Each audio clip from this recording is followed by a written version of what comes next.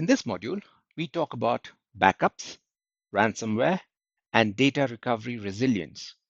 Ransomware does not succeed because attackers encrypt data. It succeeds because victims cannot recover it. At its core, ransomware is not a technical attack. It is a business model built around leverage. The leverage comes from data unavailability and the absence of reliable recovery paths. This section explores why backups are the last line of defense against ransomware, how attackers target recovery mechanisms, and why data recovery resilience is a strategic capability rather than a technical afterthought. Why ransomware is so effective? Ransomware attacks exploit a simple asymmetry. Attackers need to succeed once. Defenders need to succeed always. By encrypting data and disrupting operations, attackers force organizations into a time-sensitive decision: restore quickly or negotiate. If recovery is slow, uncertain, or incomplete, leverage shifts to the attacker. Backups determine which side holds power.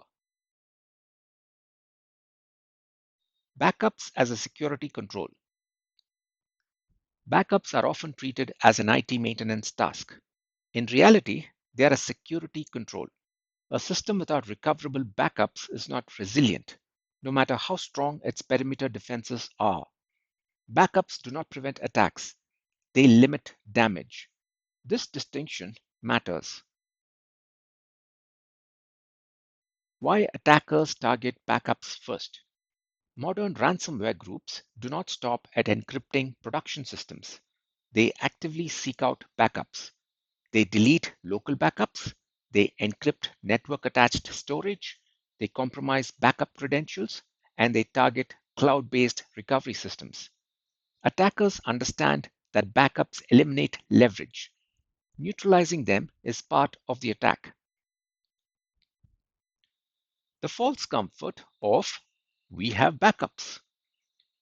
Many organizations believe they are protected because backups exist. The real question is not whether backups exist, but whether they work under attack conditions. Backups must be recent, complete, isolated, and tested. Untested backups are assumptions, not controls. Backup frequency and business reality. Backup frequency determines data loss tolerance. If backups run weekly, a ransomware event may result in days of lost data. For many operations, that is unacceptable. Backup strategies must align with business criticality, not convenience. This is a risk decision, not a technical one. The importance of offline and immutable backups. Backups that remain connected to the network are vulnerable. Offline or immutable backups, backups that cannot be altered or deleted for a defined period, break the attacker's ability to erase recovery options. Immutability shifts the balance. Attackers cannot encrypt what they cannot reach. Cloud backups and shared responsibility. Cloud storage does not automatically equal safe backups. Cloud environments introduce configuration risk, credential risk, or permission mismanagement. If attackers compromise cloud accounts, they may delete or encrypt cloud backups just as easily as on-premise ones. Backup security depends on identity and access controls. Testing backups, the forgotten step. Backup testing is often postponed. Restoration exercises feel disruptive. They take time. They are rarely urgent until they are. The first time a backup is tested should not be during an incident. Testing reveals missing data, corrupted backups, slow recovery times, and unclear procedure. These discoveries are valuable and far less painful outside a crisis. Recovery time is part of resilience. Recovering data is not the same as restoring operations. Even with backups, recovery may take hours, days, or even weeks. Systems must be rebuilt, data must be validated, dependencies must be reconnected. Recovery time affects financial loss, reputational impact, and regulatory exposure. Resilience includes how fast you can recover, not just whether you can. Why paying ransom is a symptom, not a strategy. Organizations pay ransom when recovery feels worse than payment.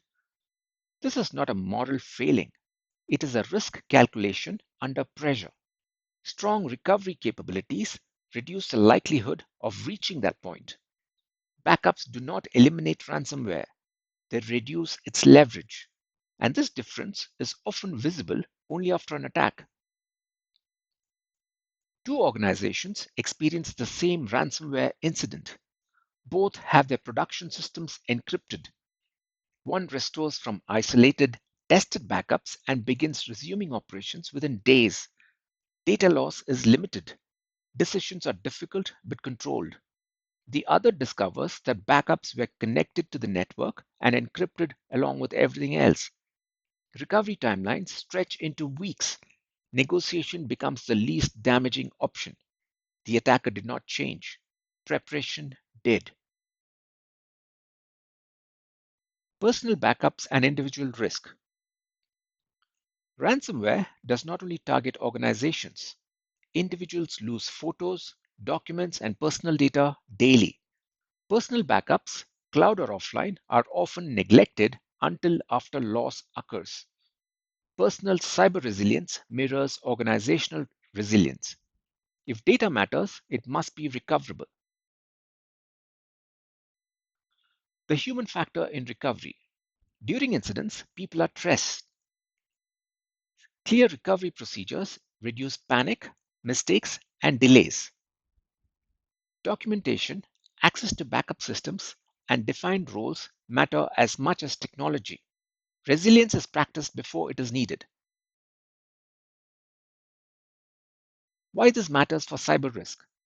Ransomware headlines focus on encryption and demands. The real story is preparedness. Organizations with strong recovery capabilities experience disruption.